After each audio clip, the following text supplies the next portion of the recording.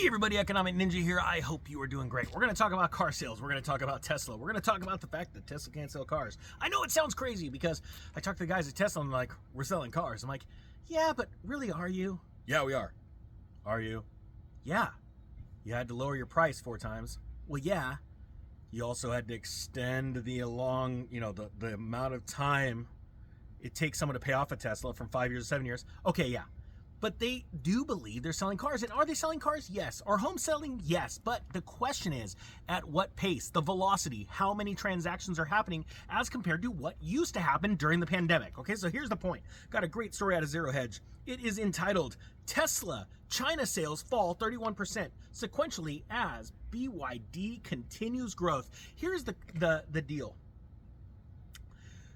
We always look at what's going on here in America, but we don't really think about what's happening in other countries, other market segments, because other market segments have an impact on the company as a whole, okay? We are always like tunnel vision. We're always looking like, what's going on in my local jurisdiction? What's going on in my marketplace? But you don't realize that these companies are worldwide companies. They're affected by supply chain crisis. Even if they only sell products in America, they're affected by lower sales in other countries, right? Because that can hamper what they do in North America. So that's why I look at all of these things in the big scheme of things. That's how we got to look at things. All right, here we go. Tesla sold 64,285 China-made electric vehicles for the month of July, which is down 31% from the month prior, according to data from the China Passenger Car Association reported by Reuters. The number is the lowest Tesla has posted so far this year in China. Now, we are going to continue to see lower sales in different countries. We're going to see numbers impacted here in America as time goes on, as we get deeper into this recession, which we're already in. But what the government numbers say is recession. We're going to continue to see lower and lower numbers. We're going to continue to also see lower guidance moving forward, right? But worded in a way where companies do not cause you to panic and sell your shares. Remember, that's the most important thing for them. It says sequentially, the numbers were lower, but year over year, thanks to a benefit of a 2022 Shanghai shutdown for production line improvements, sales of the Model Y and the Model 3 were actually up 128%. Now, that's actually something I was talking to one of the guys at Tesla about, because he said, yeah, but this model is selling like gangbusters. I'm like, exactly. It's just like Ford. Ford lost what, $4.5 billion they're looking to lose this year in EV sales, but their F-150 trucks are still selling like gangbusters. But again, you have to stop, take off the blinders, don't look at one car model, look at the grand scheme. Now, if that one model is selling so much to where your company is making bumper profits, even though it's hemorrhaging money on other models, that's one thing.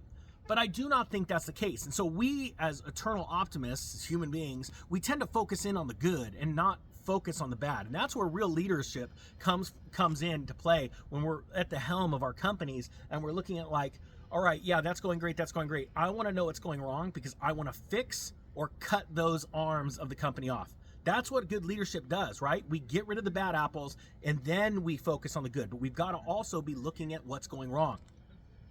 Now, it says one of Tesla's largest competitors in China, BYD, posted 261,000 EV sales in July, which was up 61% year over year without the benefit of an abnormally easy 2022 comp.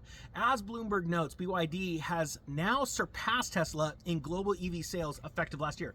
Now, something that's really interesting about technology, or any company really for that matter, when you are first to market, you have what's called first to market advantage, right? You can build quite a name, quite a brand, but along with that much success comes a certain level of pride. And companies throughout history have gotten prideful, and they didn't even see their competition coming up from behind them because they are, used to selling so much of whatever product we're talking about.